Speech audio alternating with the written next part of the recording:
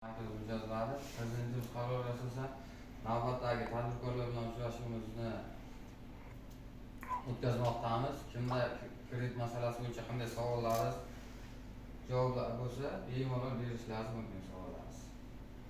Qaysi mahalladan kelganlaringizni tanishtirib, o'zlaringiz aytib, bemalol o'tirib aytavering.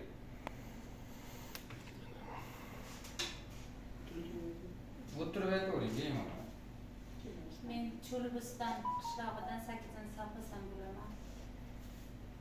Hozir sog'lig'im bo'lmadi, kredit olayotgandim. Kecha keldim, ishim bitmay, ba'zanlar ishlamaganligi sababli ishim bitmadi. Bugun keldim, endi ishim bitkazib beraman deyishyapti. Rahmat men xodimlariga. Cho'lbistonda nima yo'nalish bo'yicha kredit olaman deyapsiz? Chorva bo'yicha. Chorva bo'yicha qancha so'mmi? 10 million so'm. Ism familiyangiz? Kuchimova Lolaxon. Kuchimova Lolaxon. 10 million so'm. Oldin aholi tadbirkorlik kredit yo'nalishi bo'yicha kredit olgansizmi? Yo'q, olmagansiz.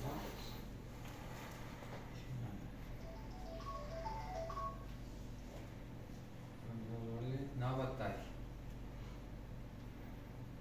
Siz opajon. Jo'rayoqman falon Chorva qishlog'ida yashayman. Men ham shu kredit olmoqchiman. Chorva mollari. Necha? Chorva bo'yicha, ha?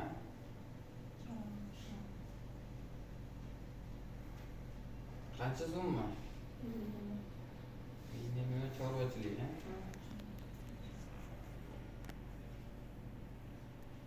Xotin-qizlar 23%dan, olgan boshqa fuqarolar 25%dan. Xabarlar bormi shu bo'yicha? Ha, shunday deyishdi.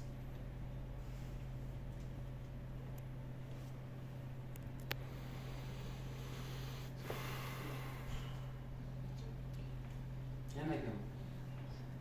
Kredit necha oyga berilyapti bu hozir olayotgan kreditimiz? Chorvachilik kreditingizmi? Ha. Aytishmadimi, tanishtirishmadimi? Yo'q. Kecha keldim, ishlamagan sababli hech kimga murojaat qilganim yo'q. Oxiriga aytadi o'zlari. Reja grafik beradi. Shu grafik berishadi dedi, shuning uchun murojaat Bunday qildim. chorvachilik yo'nalishi bo'yicha 5 yilgacha